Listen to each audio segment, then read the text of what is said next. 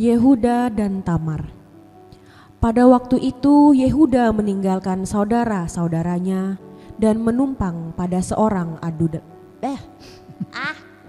Di situ Yehuda melihat anak perempuan seorang Kanaan. Nama orang itu ialah Syua. Lalu Yehuda kawin dengan perempuan itu dan menghampirinya.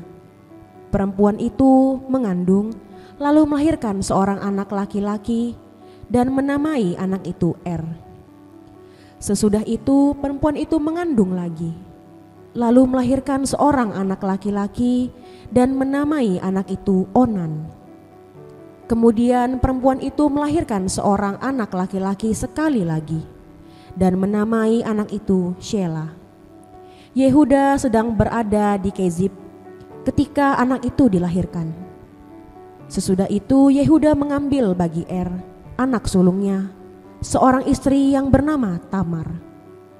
Tetapi Er, anak sulung Yehuda itu adalah jahat di mata Tuhan, maka Tuhan membunuh dia. Lalu berkatalah Yehuda kepada Onan, "Hampirilah istri kakakmu itu, kawinlah dengan dia sebagai ganti kakakmu, dan bangkitkanlah keturunan bagi kakakmu." Tetapi Onan tahu bahwa bukan ia yang empunya keturunannya nanti. Sebab itu setiap kali ia menghampiri istri kakaknya itu, ia membiarkan maninya terbuang, supaya ia jangan memberi keturunan kepada kakaknya. Tetapi yang dilakukannya itu adalah jahat di mata Tuhan, maka Tuhan membunuh dia juga. Lalu berkatalah Yehuda kepada Tamar, menantunya itu, "Tinggallah sebagai janda di rumah ayahmu sampai anakku Shela itu besar. Sebab pikirnya, Jangan-jangan ia mati seperti kedua kakaknya itu." maka pergilah Tamar dan tinggal di rumah ayahnya. Setelah beberapa lama matilah anak Syua, istri Yehuda. Habis berkabung pergilah Yehuda ke Timna kepada orang-orang yang menggunting bulu domba-dombanya bersama dengan Hira, sahabatnya, orang Adulam itu. Ketika dikabarkan kepada Tamar, "Bapa mertuamu sedang di jalan ke Timna untuk menggunting bulu domba-dombanya," maka ditinggalkannya lah pakaian kejandaannya. Ia bertelekung dan berselubung, lalu pergi duduk di pintu masuk ke Enaim yang di jalan ke Timna. Karena dilihatnya bahwa Shela telah menjadi besar, dan dia tidak diberikan juga kepada Shela itu untuk menjadi istrinya. Ketika Yehuda melihat dia, disangkanyalah dia seorang perempuan sundal karena ia menutupi mukanya. Lalu berpalinglah Yehuda mendapatkan perempuan yang di pinggir jalan itu serta berkata, "Marilah aku mau menghampiri engkau." Sebab ia tidak tahu bahwa perempuan itu menantunya. Tanya perempuan itu, "Apakah yang akan kau berikan kepadaku jika engkau menghampiri aku?" Jawabnya, "Aku akan mengirimkan kepadamu seekor anak kambing dari kambing dombaku." kata perempuan itu, "Asal engkau memberikan tanggungannya sampai engkau mengirimkannya kepadaku." Tanyanya, "Apakah tanggungan yang harus kuberikan kepadamu?" jawab perempuan itu, "Cap meteraimu serta kalungmu dan tongkat yang ada di tanganmu itu." Lalu diberikannya lah semuanya itu kepadanya. Maka ia menghampirinya. Perempuan itu mengandung daripadanya. Bangunlah perempuan itu, lalu pergi. Dan dikenakannya pula pakaian kejandaannya. Adapun Yehuda, ia mengirimkan anak kambing itu dengan perantaraan sahabatnya, orang Adulam itu, untuk mengambil kembali tanggungannya dari tangan perempuan itu. Tetapi perempuan itu tidak dijumpainya lagi. Ia bertanya-tanya di tempat tinggal perempuan itu. "Di manakah perempuan jalang yang duduk tadinya di pinggir jalan di Enaim itu?" Jawab mereka, "Tidak ada di sini perempuan jalang." Kembalilah ia kepada Yehuda dan berkata, "Tidak ada kujumpai dia." Dan juga orang-orang di tempat itu berkata, "Tidak ada perempuan jalang di sini." Lalu berkatalah Yehuda, Biarlah barang-barang itu dipegangnya, supaya kita jangan menjadi buah olok-olok orang. Sungguhlah anak kambing itu telah kukirimkan, tetapi engkau tidak menjumpai perempuan itu. Sesudah kira-kira 3 bulan dikabarkanlah kepada Yehuda, Tamar, menantumu, bersundal, bahkan telah mengandung dari persundalannya itu. Lalu kata Yehuda, Bawalah perempuan itu supaya dibakar. waktu dibawa, perempuan itu menyuruh orang kepada mertuanya mengatakan, Dari laki-laki yang empunya barang-barang inilah aku mengandung. juga dikatakannya, Periksalah, siapa yang empunya cap materai serta kalung dan tongkat ini? Yehuda memeriksa barang-barang itu lalu berkata, Bukan aku, tetapi perempuan itulah yang benar, karena memang aku tidak memberikan dia kepada Sela anakku. dan ia tidak bersetubuh lagi dengan perempuan itu. Pada waktu perempuan itu hendak bersalin, nyatalah ada anak kembar dalam kandungannya. Dan ketika ia bersalin, seorang dari anak itu mengeluarkan tangannya, lalu dipegang oleh bidan, diikatnya dengan benang kirmizi serta berkata, Inilah yang lebih dahulu keluar. ketika anak itu menarik tangannya kembali, keluarlah saudaranya laki-laki, dan bidan itu berkata, Alangkah kuatnya engkau menembus keluar. maka anak itu dinamai Peres. Sesudah itu keluarlah saudaranya laki-laki yang tangannya telah berikat benang kirmizi itu. Lalu kepadanya diberi nama Zerah. Yusuf di rumah Potifar.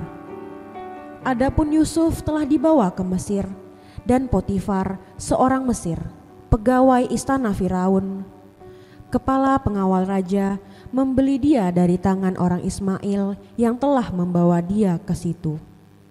Tetapi Tuhan menyertai Yusuf, sehingga ia menjadi seorang yang selalu berhasil dalam pekerjaannya.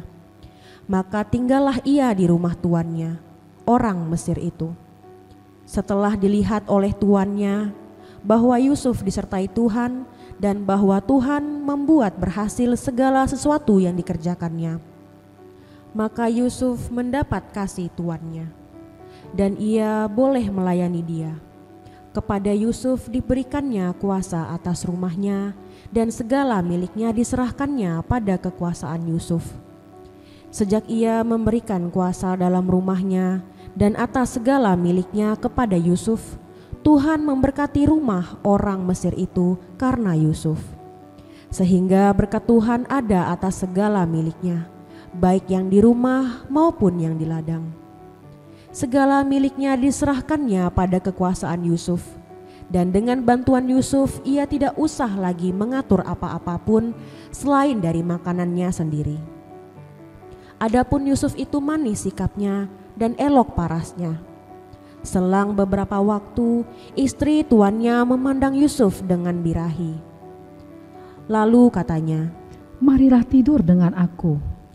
tetapi Yusuf menolak dan berkata kepada istri tuannya itu, Dengan bantuanku tuanku itu tidak lagi mengatur apa yang ada di rumah ini, dan ia telah menyerahkan segala miliknya pada kekuasaanku. Bahkan di rumah ini ia tidak lebih besar kuasanya daripadaku, dan tiada yang tidak diserahkannya kepadaku selain daripada engkau, sebab engkau istrinya. Bagaimanakah mungkin aku melakukan kejahatan yang besar ini dan berbuat dosa terhadap Allah? Walaupun dari hari ke hari perempuan itu membujuk Yusuf, Yusuf tidak mendengarkan bujukannya itu untuk tidur di sisinya dan bersetubuh dengan dia. Pada suatu hari masuklah Yusuf ke dalam rumah untuk melakukan pekerjaannya. Sedang dari seisi rumah itu seorang pun tidak ada di rumah. Lalu perempuan itu memegang baju Yusuf sambil berkata, Marilah tidur dengan aku. Tetapi Yusuf meninggalkan bajunya di tangan perempuan itu dan lari keluar. Ketika dilihat perempuan itu bahwa Yusuf meninggalkan bajunya dalam tangannya dan telah lari keluar, dipanggilnyalah seisi rumah itu, lalu katanya kepada mereka, Lihat, dibawanya kemari seorang Ibrani, supaya orang ini dapat mempermainkan kita. Orang ini mendekati aku untuk tidur dengan aku, tetapi aku berteriak-teriak dengan suara keras. Dan ketika didengarnya bahwa aku berteriak sekeras-kerasnya, ditinggalkannya lah bajunya padaku, lalu ia lari keluar. Juga ditaruhnya baju Yusuf itu di sisinya, sampai tuan rumah pulang. Perkataan itu jugalah yang diceritakan perempuan itu kepada Potifar. Katanya, "Hamba orang Ibrani yang kau bawa kemari itu datang kepadaku untuk mempermainkan aku. Tetapi ketika aku berteriak sekeras-kerasnya, ditinggalkannya bajunya padaku, lalu ia lari keluar." Baru saja didengar oleh tuannya perkataan yang diceritakan istrinya kepadanya. Begitulah aku diperlakukan oleh hambamu itu. Maka bangkitlah amarahnya. Lalu Yusuf ditangkap oleh tuannya dan dimasukkan ke dalam penjara, tempat tahanan-tahanan raja dikurung. Demikianlah Yusuf dipenjarakan di sana. Tetapi Tuhan menyertai Yusuf dan melimpahkan kasih setianya kepadanya, dan membuat Yusuf kesayangan bagi kepala penjara itu. Sebab itu kepala penjara mempercayakan semua tahanan dalam penjara itu kepada Yusuf, dan segala pekerjaan yang harus dilakukan di situ. Dialah yang mengurusnya. Dan kepala penjara tidak mencampuri segala yang dipercayakannya kepada Yusuf, karena Tuhan menyertai dia, dan apa yang dikerjakannya dibuat Tuhan berhasil. Mimpi juru minuman dan juru roti. Sesudah semuanya itu terjadilah, bahwa juru minuman Raja Mesir dan juru rotinya membuat kesalahan terhadap tuannya, Raja Mesir itu. Maka murkalah Firaun kepada kedua pegawai istananya, kepala juru minuman dan kepala juru roti itu. Ia menahan mereka dalam rumah kepala pengawal raja, dalam penjara tempat Yusuf dikurung. Kepala pengawal raja menempatkan Yusuf bersama-sama dengan mereka untuk melayani mereka. Demikianlah mereka ditahan beberapa waktu lamanya. Pada suatu kali bermimpilah mereka keduanya, baik juru minuman maupun juru roti Raja Mesir yang ditahan dalam penjara itu. Masing-masing ada mimpinya pada satu malam juga, dan mimpi masing-masing itu ada artinya sendiri. Ketika pada waktu pagi Yusuf datang kepada mereka, segera dilihatnya bahwa mereka bersusah hati. Lalu ia bertanya kepada pegawai-pegawai istana Firaun yang ditahan bersama-sama dengan dia dalam rumah tuannya itu, "Mengapakah hari ini mukamu semuram itu?" Jawab mereka kepadanya, "Kami bermimpi, tetapi tidak ada orang yang dapat mengertikannya." Lalu kata Yusuf kepada mereka, "Bukankah Allah yang menerangkan arti mimpi? Ceritakanlah kiranya mimpimu itu kepadaku." Kemudian juru minuman itu menceritakan mimpinya kepada Yusuf. Katanya, "Dalam mimpiku itu tampak ada pohon anggur di depanku. Pohon anggur itu ada 3 carangnya, dan baru saja pohon itu bertunas, bunganya sudah keluar dan tandan-tandannya penuh buah anggur yang ranum. Dan di tanganku ada piala Firaun. Buah anggur itu kuambil, lalu kuperas ke dalam piala Firaun. Kemudian kusampaikan piala itu ke tangan Firaun." kata Yusuf kepadanya, "Beginilah arti mimpi itu. Ketiga carang itu artinya 3 hari. Dalam 3 hari ini Firaun akan meninggikan engkau dan mengembalikan engkau ke dalam pangkatmu yang dahulu, dan engkau akan menyampaikan piala ke tangan Firaun seperti dahulu kala ketika engkau jadi juru minumannya. Tetapi ingatlah kepadaku, apabila keadaanmu telah baik nanti, tunjukkanlah terima kasihmu kepadaku dengan menceritakan hal ihwalku kepada Firaun, dan tolonglah keluarkan aku dari rumah ini. Sebab aku diculik begitu saja dari negeri orang Ibrani, dan di sini pun aku tidak pernah melakukan apa-apa yang menyebabkan aku layak dimasukkan ke dalam liang tutupan ini." Setelah dilihat oleh kepala juru roti, betapa baik arti mimpi itu, berkatalah ia kepadanya, Aku pun bermimpi juga. Tanpa aku menjunjung 3 bakul berisi penganan. Dalam bakul atas ada berbagai-bagai makanan untuk Firaun, buatan juru roti, tetapi burung-burung memakannya dari dalam bakul yang di atas kepalaku. Yusuf menjawab, Beginilah arti mimpi itu. Ketiga bakul itu artinya 3 hari. Dalam 3 hari ini Firaun akan meninggikan engkau tinggi ke atas dan menggantung engkau pada sebuah tiang, dan burung-burung akan memakan dagingmu dari tubuhmu. dan terjadilah pada hari ketiga, hari kelahiran Firaun. Maka Firaun mengadakan perjamuan untuk semua pegawainya. Ia meninggikan kepala juru minuman dan kepala juru roti itu di tengah-tengah para pegawainya.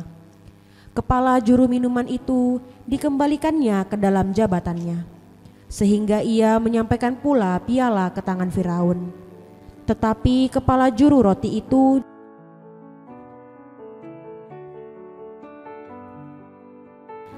Yusuf tidaklah diingat oleh kepala juru minuman itu, melainkan dilupakannya.